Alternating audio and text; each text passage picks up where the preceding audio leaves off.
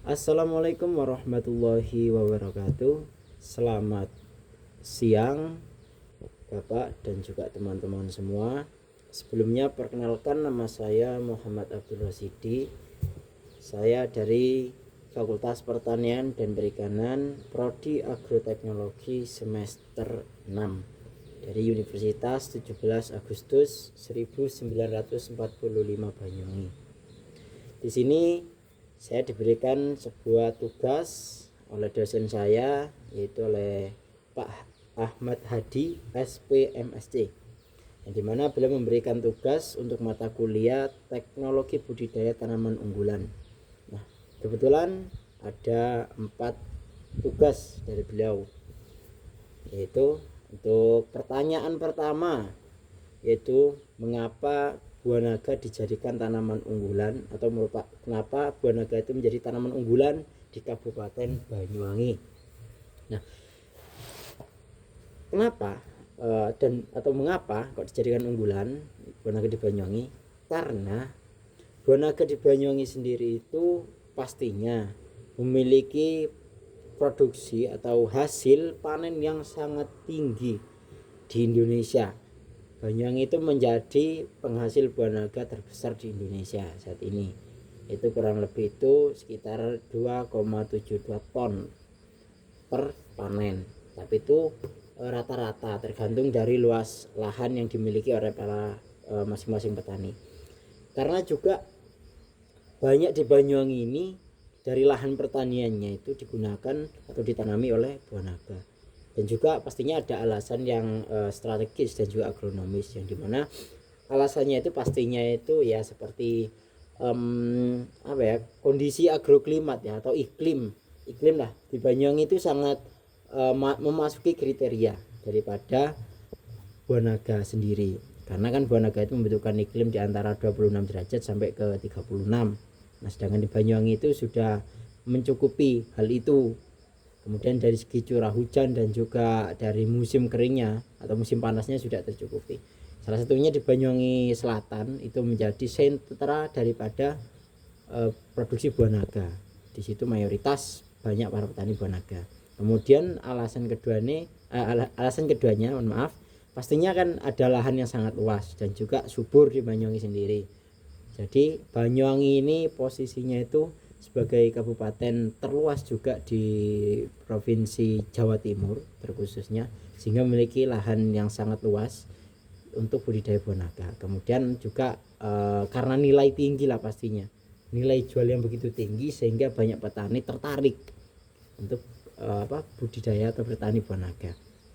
Dan juga kan buah naga ini kan merupakan tanaman yang sangat mudah untuk perawatannya, karena kan tanaman ini hampir seperti tanaman kaktus, yaitu tidak muluk-muluk kebutuhan air dan juga tidak muluk-muluk dalam kekeringan seperti itu. Tapi buah naga ini juga tahan terhadap kekeringan dan juga pastinya relatif lah dari dari segi perawatan. Kemudian untuk menjawab pertanyaan kedua, mengapa buah naga itu dibutuhkan penyinaran lampu di luar musim. Nah, karena buah naga itu harus atau membutuhkan sinar matahari yang kurang lebih itu membutuhkan penyinaran antara 12 sampai 14 jam. Nah, kalau pas buah naga itu mau musim, di luar musim, kan otomatis membutuhkan penyinaran yang cukup.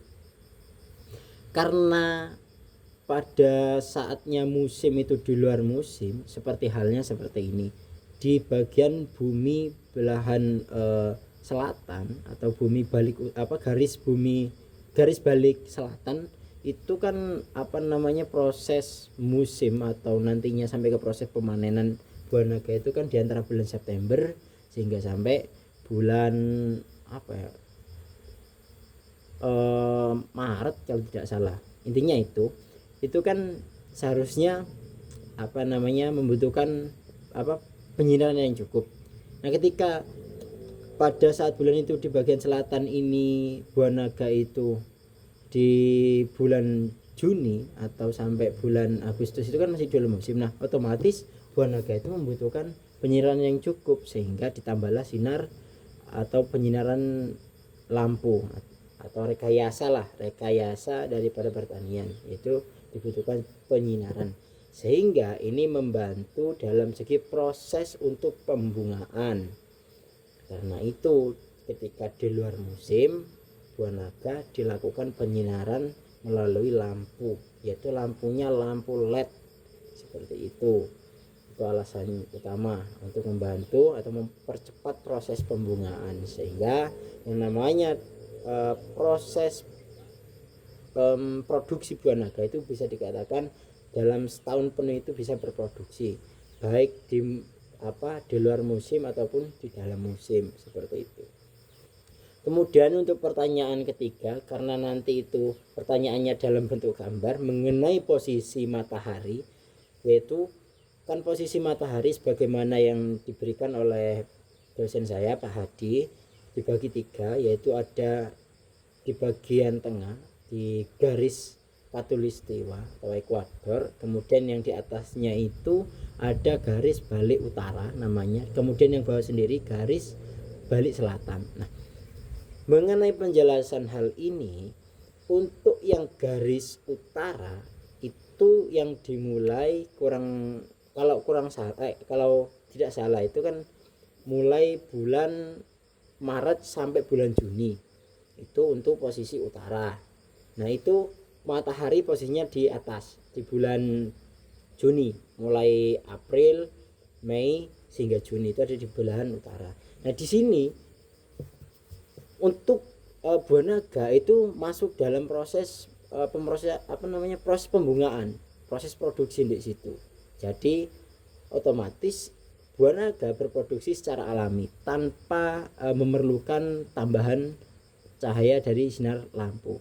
Nah, kemudian ketika di tengah-tengah garis khatulistiwa di antara bulan Maret sehingga sampai September nantinya, itu kan pas di garis-garis tengah khatulistiwa, ini matahari otomatis ini lebih panjang penyinarannya, sehingga sama seperti halnya yang ada di bumi utara tadi, itu tidak dibutuhkannya sebuah penyinaran tambahan. Katakanlah kalau nanti dibutuhkan, mungkin pas musim panas itu ada musim hujannya juga yang begitu lebat atau sangat panjang, seperti itu nanti ada penambahan lah untuk proses pembantu pencahayaan atau penyinaran dari lampu. Kemudian untuk yang garis balik selatan, sama seperti halnya penjelasannya yang dari utara tadi. Nah, dari yang selatan ini itu juga ketika pas musim buah naga di antara bulan September sehingga sampai Maret nanti, itu juga tidak membutuhkan penyinaran lampu ketika sudah di musimnya, karena sudah tercukupi untuk pencahayaannya karena pas di bulan bagiannya. Nah, namun kan itu yang di atas, otomatis yang bulan Juni di bagian utara itu masih pada tahap on season atau pada proses tidak berproduksi, sehingga di sana ada yang bisa digunakan ditambahkan dengan pencahayaan tambahan, yaitu menggunakan penyinaran. Nah, seperti halnya itu bersangkutan dengan pertanyaan kedua tadi, kenapa membutuhkan penyinaran lampu di luar musim, yaitu karena yang di utara tadi itu karena masih pada off season. Nah, sedangkan yang di bagian selatan karena mataharinya sudah di bagian selatan di bulan September sehingga sampai Maret nanti, itu kan sudah di on season, sehingga dari proses penyinaran lampu itu tidak begitu dibutuhkan. Nah, seperti itu penjelasannya. Kalau yang di khatulistiwa pas tengah-tengah itu lebih panjang atau lebih lama penyinarannya, mungkin lebih dari 2 jam. Nah, kemudian memasuki pertanyaan keempat mengenai keunggulan dan kekurangan dari penggunaan bahan tanam buah naga. Ada yang diambil dari batang atau bahan tanam yang tua dan juga yang muda. Nah, dari masing-masing bahan tanam ini memiliki keunggulan dan juga memiliki kelemahan atau kekurangan. Untuk yang tua ini karena sudah lama dan juga memiliki adaptasi yang cukup, jam terbangnya tinggi katanya Pak Hadi seperti itu.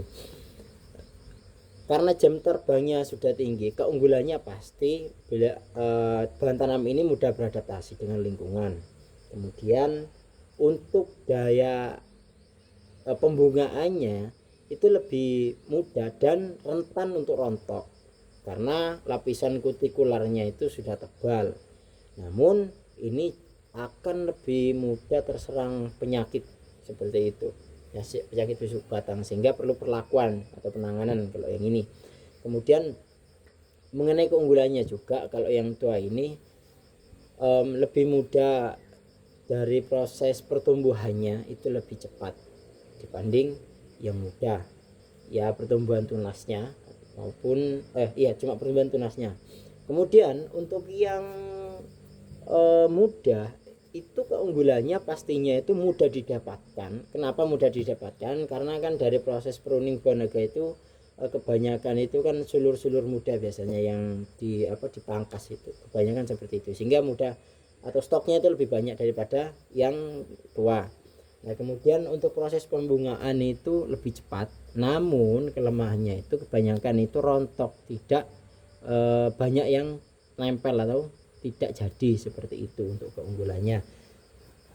Kekurangannya. Kemudian untuk keunggulan keduanya, mudah untuk tumbuh. Untuk yang bahan tanam yang muda itu mudah untuk tumbuh untuk perakaranya, tapi untuk pertumbuhannya itu agak lambat itu, seperti itu. Karena kan proses kalau dikatakan perakaranya cepat tumbuh karena kan itu masih dalam proses pembelaan sel, sehingga cepat proses pembelaan sel dan pertumbuhannya akan cepat. Nah, mungkin hanya itu yang dapat saya paparkan mengenai untuk menjawab tugas yang diberikan oleh dosen saya Pak Ahmad Hadi. Kiranya nanti ada kurang atau kurang tepat, mohon maaf, saya mohon maaf yang sebesar-besarnya. Dan itu yang saya sampaikan, apa yang saya dapatkan dari pengajaran beliau waktu di kelas, hanya itu yang dapat saya paparkan. Kurang lebihnya saya mohon maaf yang sebesar-besarnya. Sekian, terima kasih, selamat sore, wassalamualaikum warahmatullahi wabarakatuh. Merdeka.